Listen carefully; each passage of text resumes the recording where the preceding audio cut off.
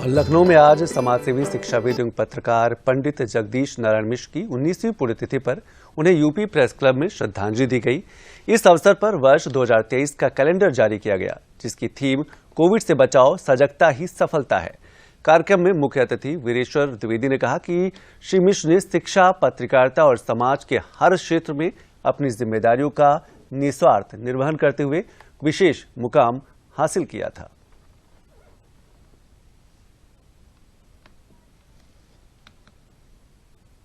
समाज सेवी शिक्षाविद एवं पत्रकार पंडित जगदीश नारायण मिश्रा की 19वीं पुण्यतिथि के अवसर पर स्मृति सभा और प्रेरक सम्मान 2023 का आयोजन किया गया। इस अवसर पर वरिष्ठ पत्रकार प्रेमकांत तिवारी और वरिष्ठ रंगकर्मी ललित सिंह पोखरिया को प्रेरक सम्मान 2023 से नवाजा गया। इसके साथ ही प्रेरक युवा सम्मान 2023 से वरिष्ठ पत्रकार आशीष मिश्रा और शिक्षाविद एवं पत्रकार पीयूष कुमार मिश्रा को सम्मानित किया गया। इस मौके पर सन 2023 का कैलेंडर भी रिलीज किया गया। इस बार के कैलेंडर की थीम थी कोविड से बचाव, सजगता ही सफलता है। पापा मेरे बहुत छोटे से गांव से आए थे, गोंडा से। तो यहाँ पर उन्होंने किया, तो उन्होंने एक अपना एक वो बनाया कि अपना हो रहा कि पत्रकार हम लोग सोचते हैं कि अरे पत्रकार हैं तो खाते पीते होंगे, ये करते होंगे, पत्रकार का पढ़ाई लिखाई से क्या मतलब है ना। तो उन्होंने थोड़ा सा ये बनाया अपने को कि बिना कोई पान खाए बिना भी पत्रकारिता हो सकती है। तो ये सिखाया उन्होंने मुझे। लेकिन हम लोग को बच्चों, हम दो भाई हैं, हम लोग को बच्चों को बहुत दूर का पत्रकारिता से, पापा नहीं चाहते थे कि कोई बच्चा पत्रकारिता में आए। पढ़ने में हम सब भाई ठीक थे, मैं भी ठीक था। मैंने नेशनल टैलेंट सर्च एग्जामिनेशन पास किया। बस ये था कि हमारा हर जगह पुश होता था। 1 नंबर से मेरी हाई स्कूल में मेट चुकी यूपी बोर्ड से, इंटरमीडिएट में 3 नंबर से रुका। ये 3, 4, 5 नंबर मेरे जीवन में बहुत ही काफी है। फिर मैंने यहाँ फिर BSc लखनऊ यूनिवर्सिटी से किया, वो मैंने टॉप किया। मैं लखनऊ यूनिवर्सिटी में MSc टॉप किया।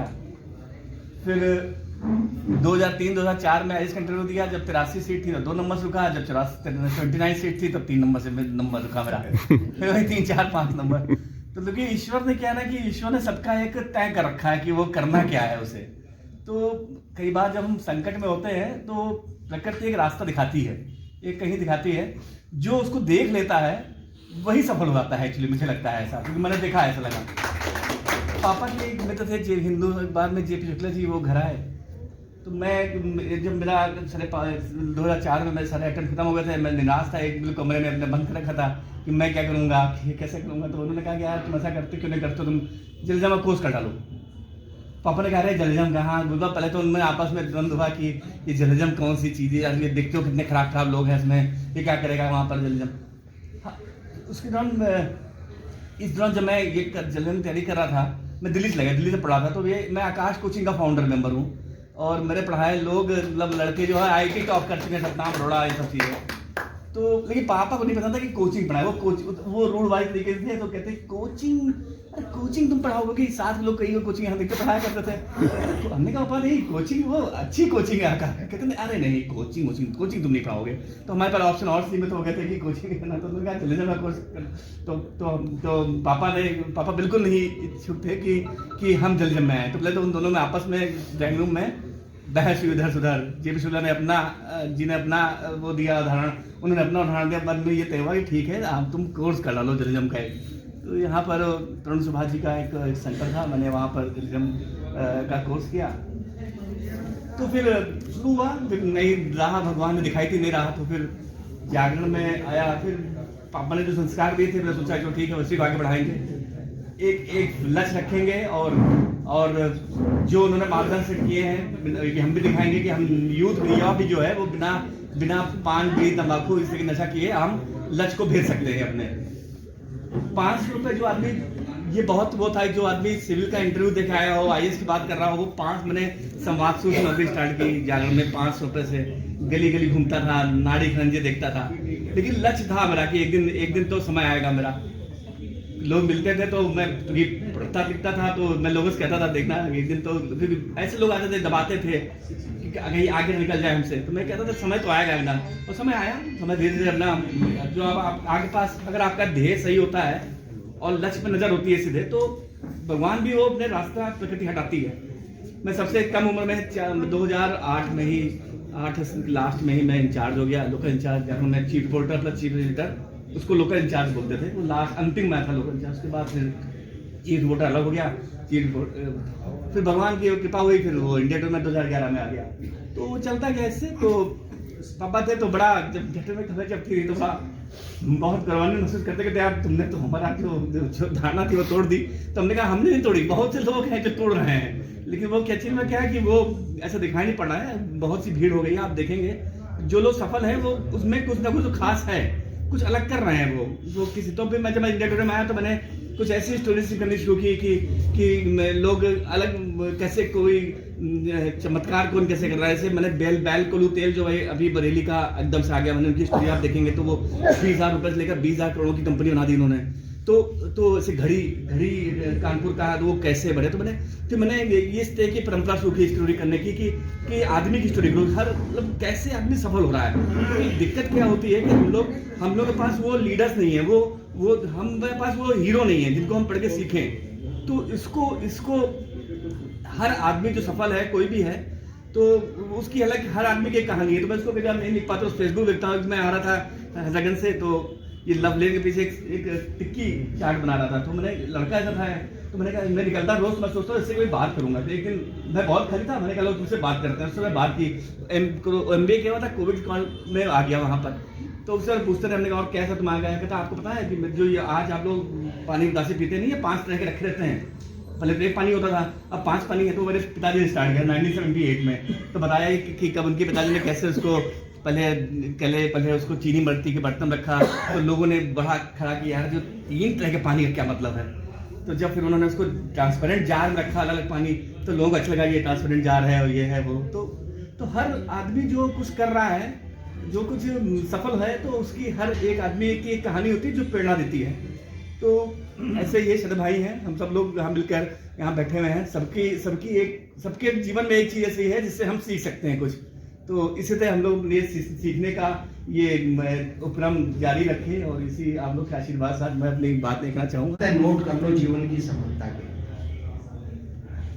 के लिए नहीं, सही उद्देश्य के लिए। तो 8-10 बातें जो भी थी उन्होंने नोट कराई।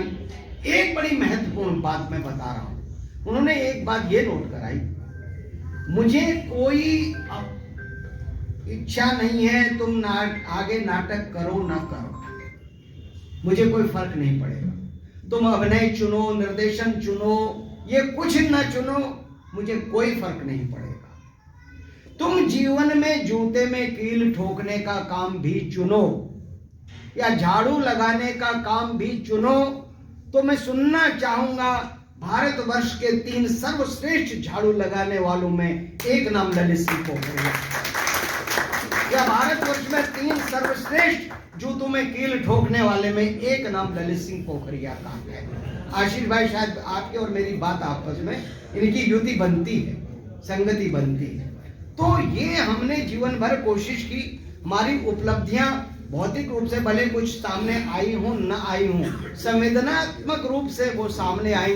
जैसे हमने गरीब बच्चों को मुख्य धारा में लाने, समाज में जनमानस में उनके प्रति चिंता पैदा करने के लिए काम किया, अनाथालय में पलने वाले बच्चों के लिए काम किया, आजीवन कारावास भोग रहे मृत्युदंड पाए लोगों के लिए काम किया, और भी इस तरह तमाम काम किया। और नए रंगकर्मियों में, नए युवाओं में रंगकर्म के मूल्यों का बीजारोपण करने के लिए शिल्प कला के साथ साथ, प्रतिभा को उजागर करने के साथ साथ भारतीय सनातन मूल्यों का बीजारोपण करने के लिए मैं पिछले 25 वर्षों से काम कर रहा हूं। और उसका सही आकलन बाबूजी की आत्मा ने किया और मुझे इस पुरस्कार के लिए चुना। मैं आपको नमन करता हूं। यूं तो पंडित जगदीश नारायण मिश्र जी से उनका फोटो देखा तो बार बार याद आता है कि हाँ, आपसे मुलाकात हुई, लेकिन दुर्भाग्यवश कोई बहुत उनसे वैचारिक आदान प्रदान जैसी स्थिति नहीं रही।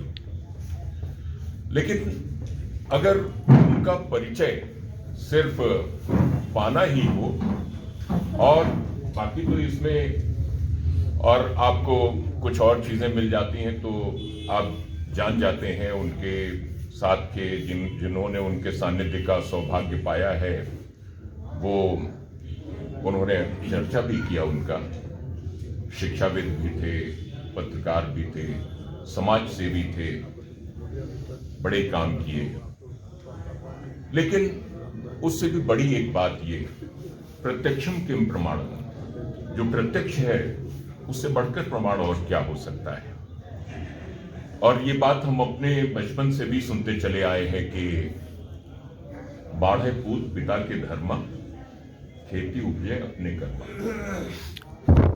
मैं तो शरद को देखता हूं तो ये ख्याल आता है कि जब बेटा ऐसा है तो बेटे को जन्म देने वाले माता पिता कैसे होंगे।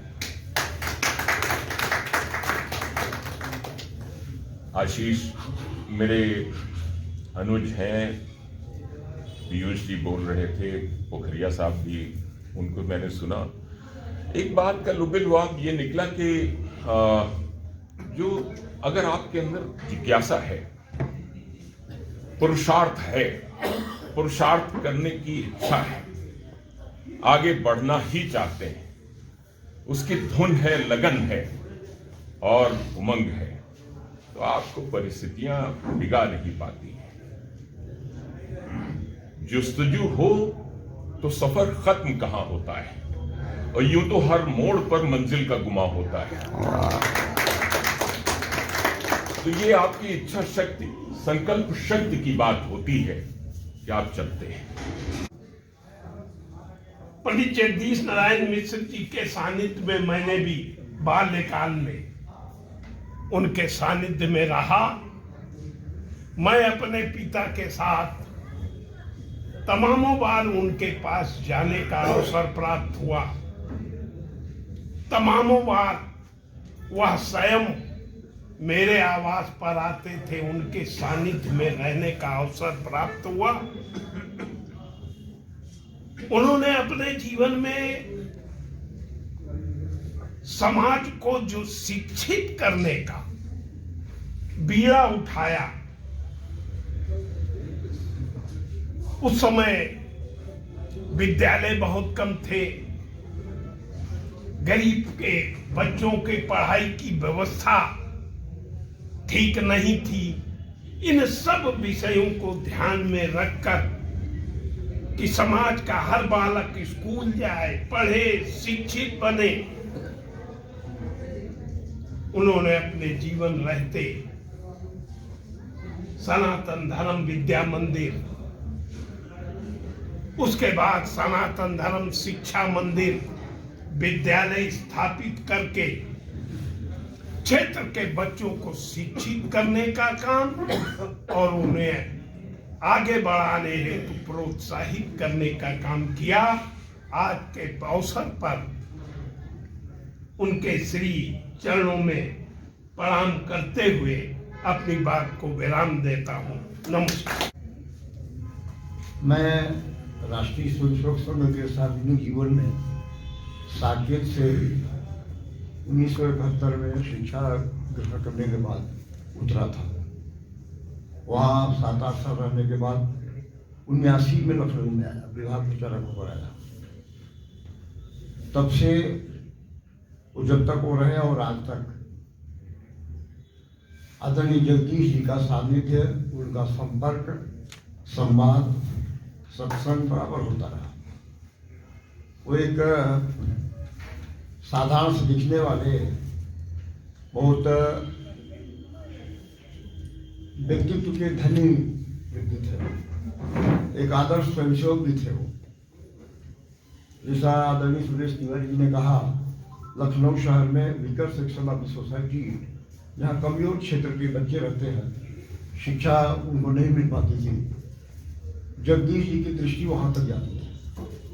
संतोषी शिशु मंदिरों का यहाँ पर बहुत जाल था, इसके बावजूद भी बहुत पिछड़े हुए क्षेत्रों में उन्होंने शिक्षा के माध्यम से बच्चों को संस्कारित किया, उनके अभिभाव को जोड़ा, वैचारिक अधिष्ठान के साथ उनको अग्रणी भूमिका निभाने के लिए प्रेरित किया। यहाँ आदरणीय भाभी जी बैठी हैं, हम तो वो प्रचारक रहे, उस समय कार्यालयों पर भोजन की व्यवस्था नहीं होती। प्रचारक दोपहर शाम का भोजन किसी न किसी कार्यकर्ता के यहाँ करता था। जब भी भूख लगती तब हम लोग नौजवान थे, पढ़ाई लिखाई पूरी करके निकले थे, तो जो एक अभिभावक की छाया मिलनी चाहिए कार्यकर्ता को, पूर्णकालिक कार्यकर्ता को, वो जगदीश जी के यहाँ मिलते थे। स्कूटर खड़ी की, बिना सूचना के वहाँ भोजन किया, भाभी जी यहाँ बैठी है। और भोजन में भी जब कभी सूचना होती थी विविध प्रकार की कि भाई पता नहीं कि इसको खाने के लिए कुछ विशेष चीज मिला कि नहीं मिला, हर त्योहार पर स्मरण होते थे हम लोग। आज वो नहीं है, लेकिन शरद भाई ने अपने पूज्य पिताजी के चरणों को स्मरण करते हुए, प्रणाम करते हुए, जो उनकी स्मृति में ये सब कार्यक्रम रखे हैं, मैं अनुभव करता हूँ कि समाज के बहुत अच्छे आप सब लोग, तबके के लोग, जो सज्जन शक्ति के जागरण में आपकी भूमिका है, जगदीश जी के स्मरण करते हुए को इस भूमिका को आप आगे बढ़ा रहे हैं। लखनऊ में 8-9 साल के बाद जब यहाँ से मैं स्थानांतरित होकर प्रयाग गया, तो प्रयागराज में भी उनसे संपर्क मेरा बना रहा, वो गौरव हो गया। फिर 1991-92 में मैं राजनीतिक क्षेत्र में संगठनों से चला गया, प्रदेश संगठन मंत्री बनाया। आदरणीय वीरेश्वर जी का केंद्र अनवरत लखनऊ में रहा है। इनका विश्वविद्यालयों में आना जाना, मेडिकल कॉलेजेज में जाना, आयुर्वेदिक कॉलेज में इनको कार्यक्रम लगाना, साथ साथ जगदीश जी की भूमिका भी इन छात्रों के बीच में बहुत हुआ करती। और प्रचारक जीवन में बहुत कुछ एकल व्यवस्था में रहना पड़ता है, परिवार नहीं रहता।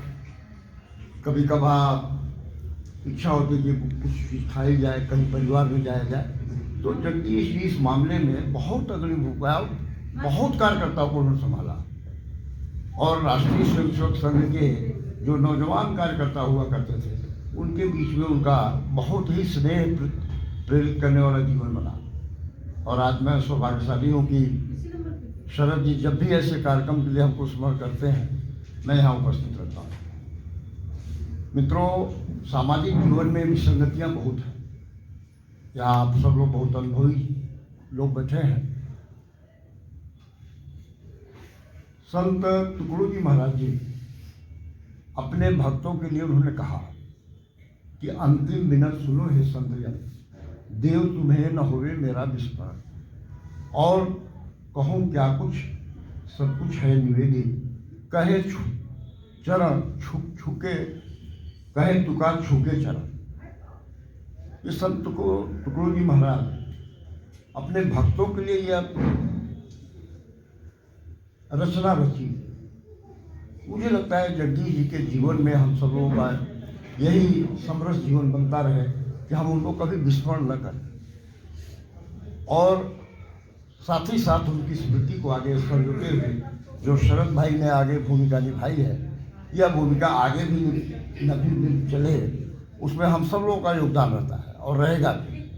मुझे विश्वास है जगदीश जी हमारी स्मृतियों में हमेशा रहेंगे, सदैव रहेंगे। और टुकड़ू जी महाराज के उस वचन को हम सब लोग इसी रूप में स्मरण करते हैं, देखते रहते हैं। आज के अवसर पर जब यहाँ बहुत अच्छे विद्वान, लेखक, पत्रकार, साहित्यकार, विविध क्षेत्रों में अग्रणी भूमिका निभाने वाले से लोग आप जरूर बैठे हैं, मुझे लगता है कि समाज में सज्जन शक्ति जागरण करने के लिए सबका अपना अप्रतिम योगदान होते ही रहना चाहिए, तब ये समाज जीवित रहेगा। और आज लोग हैं, बहुत से उदाहरण हमारे आगे पीछे मिलते हैं। आज के इस अवसर पर इतना कहते हुए जगदीश जी के श्री चरणों में श्रद्धा सुमन अर्पित करते हुए मैं अपनी वाणी को विराम देता हूँ। साथ ही शरद भाई को भी ये आश्वस्त करता हूँ कि आप आगे बढ़ते रहेंगे, क्योंकि जगदीश जी का स्नेह, उनका आशीर्वाद, परिवार का सहयोग आपको मिलता रहे, और हम लोग भी परिवार के हैं। जहाँ कहीं आप कहीं अपने को पीछे पाएंगे या अनुभव करेंगे, निश्चित रूप से हम सब लोगों का सहयोग आपको मिलेगा। इन्हीं शब्दों के साथ पुनः उनके श्री चरणों में नमन अर्पित करते हुए अपनी वाणी को विराम देते हैं। राम जी जब चले गए पढ़ने के लिए वशिष्ठ आश्रम पे, तो मैं वही सोच रहा हूँ कि वेद पुराण वशिष्ठ कहाने और सुने हैं राम जब तक सब जाने। वाह। आप सब जानते हैं, और उसी बीच में मुझे टिप्पणी करने का अधिकार कहाँ मिले। और सभी लोग जानते हैं, सब लोग जानते हैं, उस विषय भाषा पे सिद्धि नारायण जी के साथ मुझे बरसों वर्ष साथ रहने का मौका मिला। और उनके मौका का मिलने का एक ऐसा कारण नहीं, गार्जियन के रूप में मैं दारुल सफल रहता था और जाड़े का सीजन था और कंबल रजाई नहीं थी, तो रात को जाकर के कंबल ला के उड़ाते हैं और जब चारा खत्म होता है तब ले जाते हैं मेरे जाड़े के लिए जाऊंगा। तो इतना सानिध्य होने के बाद मैं उनके बारे में कुछ कहूँ तो मुझे लगता है जो आप लोग कह रहे हैं वो सुनने के लिए हमारी अच्छा है, कहने के लिए नहीं अच्छा है। इसलिए मैं 19वीं पुण्यतिथि पे मैं अपना हार्दिक वंदन अभिनंदन करता हूँ और ईश्वर से प्रार्थना करता हूँ कि इनका संस्मरण हम लोगों का आने वाले पीढ़ी तक चलता रहे, लोग जानते रहें, आते रहें, जाते रहें और यह संस्मरण हम सबको मार्गदर्शन देता रहे, आप सबका मार्गदर्शन प्राप्त होता रहे, यही मुझे कहना है। क्योंकि मुझे कल सुबह सुबह बाहर जाना है, लेकिन शरद जी की बात टाल नहीं पाई, क्योंकि मैं जब शरद जी को देखता हूँ तो मुझे विस्मरण होने के बाद में भी आदरणीय जगदीश जी का याद आ जाती है। इसलिए मैं इनको टाल नहीं पाता, ये मेरे पता नहीं कहाँ से कैसे आ गया, ये जगदीश शरद जी की बात नहीं टाल पाता। और मैं बीच में चुप्पे से जाने वाला था, अब फिर नहीं टाल पाया, इसलिए मैं आपका आभार व्यक्त करता हूँ। आप समय समय पर हमका याद दिलाते रहते हैं और मैं ज़्यादा बोल रहा इसके लिए क्षमा चाहता हूँ। और बड़ी देर तक आपके साथ सब कुछ सुनने के लिए बड़ी इरादा होता हमारा था, लेकिन उसको भी भूल रहा हूँ, छोड़ रहा हूँ। मैं आने जाने के लिए जगह आपसे अनुमति मांग रहा हूँ। हम सब मिल करके उनके पुण्यतिथि पर हम सब श्रद्धांजलि अर्पित करते रहें। किसी न किसी रूप में जगदीश नारायण मिश्र जी हम लोगों को मिलेंगे, चलते रहेंगे, चाहे वो अपने ही प्राणतत्व के साथ शरद का मौका हमारे सामने मार्गदर्शन के लिए लगाए हैं, तो उनका याद दिलाते रहेंगे, सबको दिलाते रहेंगे, यही मुझे कहना है। क्योंकि साहित्यिक दृष्टि से सारे लोग बैठे हैं, साहित्य जगत से जुड़े हुए हैं, कुछ अच्छे जगत से जुड़े हुए हैं। हम तो राजनीतिक ऐसे जुड़े जो न इधर का होता है न उधर का होता है। राजनीति में तो कुछ समझ में नहीं आता क्या किया जाए, कैसे किया जाए, कभी हुए भी आता था। अभी मैं राम भद्राचार्य जी का कथा बोला, हमको बुला लिया और उनकी कथा सुनने के पहले हमको खड़ा कर दिया, चलने जा रहे हैं, हमको आपने रहेंगे, हम सोचे बोलें क्या। उन्हें तो एक बात उनसे मैंने कहा कि मैं राजनीति में काम करता हूँ, ये आध्यात्मिक दृष्टि से आध्यात्मिक व्यवस्था में काम करते हैं, तो दोनों में कितना अंतर है। जब राजनीति करने वाला व्यक्ति शुरू करता है तो विराट से शून्य की तरफ जाता है, लेकिन जब अध्यात्म का काम शुरू होता है तो शून्य से विराट की तरफ। हमका उदाहरण बता दें, जब राजनीतिक नेता भाषण करने आता है तो पहले दिन बड़ी भीड़ होती है, अगर 7 दिन तक बिठा दिया जाए मंच पे तो माइक मंच के अलावा कुछ नहीं मिलेगा। विराट से शून्य की तरफ चला जाता है, लेकिन जब अध्यात्म का अच्छा प्रवक्ता, अच्छा बोलने वाला, सुनने वाला, कहने वाला कथाकार जब वो शुरू करता है अध्यात्म की दृष्टि से, तो विराट से शून्य से विराट की तरफ जाता है। पहले दिन तो हो सकता है पूजा पाठ के चक्कर में नहीं होगा, लेकिन भंडारे के दिन आप रोक नहीं पाओगे, शून्य से विराट की तरफ जाता है। इसे राजनीति में और आध्यात्मिक दृष्टि में, सामाजिक दृष्टि में दोनों में यह अंतर है कि राजनीति विराट से शून्य की तरफ जाता है, सारा आध्यात्मिक दृष्टि शून्य से विराट की ओर जाता है। उस विराटी व्यवस्था का मैं नमन करता हूँ, अभिनंदन करता हूँ, वंदन करता हूँ। आदरणीय जगदीश जी के आत्मा को भगवान संतोष दे करके इस प्रकार से हमारा सबका मार्गदर्शन करते रहेंगे, यही मैं चाहता हूँ। किसी कवि ने कहा है कि कोई चलता पद चिन्हों पर, कोई पद चिन्ह बनाता है। मेरे अनुज जगदीश जी मिश्र खुद पद बनाकर चलने वाले कार्यकर्ता थे। कानपुर जिले के एक छोटे से गांव में सामान्य परिवार में पैदा होकर और लखनऊ तक की उनकी यात्रा कैसी रही है, इसका वर्णन आप सबने सुरेश से जयप्रकाश से सुना हुआ है। मेरा उनका संबंध संघ के प्रचार विभाग को लेकर के था। मैं राष्ट्रीय स्वयं संघ का उत्तर प्रदेश का प्रचार का प्रमुख था और वो मेरे साथ लखनऊ महानगर के प्रमुख थे। तब मैंने अनुभव किया कि कैसे पुशिंग नेचर के कार्यकर्ता जगदीश जी हैं, कभी हार नहीं मानने वाले थे। कठिन से कठिन परिस्थिति में भी हौसला रखना, सहारा देना, ये उनका स्वभाव था। और उनको देखकर लगता था कि वो प्रतिकूल धारा में तैरने वाले नाविक थे। वो पथ क्या, पथ कुशलता क्या, जिस पथ पर बिखरे शूल न हूं, नाविक की धैर्य परीक्षा क्या, यदि धाराएं प्रतिकूल न हूं। वो प्रतिकूल धारा में तैरने वाले थे। अध्यक्ष को ज़्यादा नहीं बोलना पड़ता है, ज़्यादा नहीं बोलना चाहिए। तो उसी प्रतिकूल धारा में तैरते तैरते नियत के हस्तक्षेप के कारण उनको दुनिया से जाना पड़ा और मझधार में ही पतवार थमाने का काम शरद को जिम्मे आ गया काम।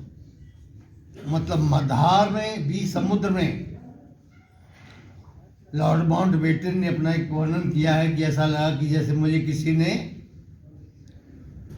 भी समुद्र में पतवार थमा दी हो।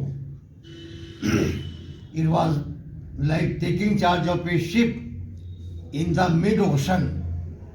तो ऐसी पतवार शरद को थामने का नियत ने वो दिया है। चुनौतियां जीवन में अनेक प्रकार की बहुत रहती हैं, लेकिन ये भाव मन में लेकर के मंजिल को बढ़ना पड़ता है। वो बढ़ रहे हैं, बढ़ेंगे कि ये उथल पुथल उतार लहर पथ से न डिगाने पाएगी, पतवार चलाते जाएंगे, मंजिल आएगी आएगी। शरद और उनका पूरे परिवार, सांत्वना, उनकी माताजी, हमारा सब परिवार एक ही है। इस ध्येय से आगे बढ़ते रहेंगे, बढ़े। भगवान का आशीर्वाद का हाथ उनके सर पर रहे। इन्हीं भावना के साथ मैं अपने अनुज व मित्र जगदीश जी को, पुनीत स्मृति को प्रणाम करता हूँ। आप सबका बहुत बहुत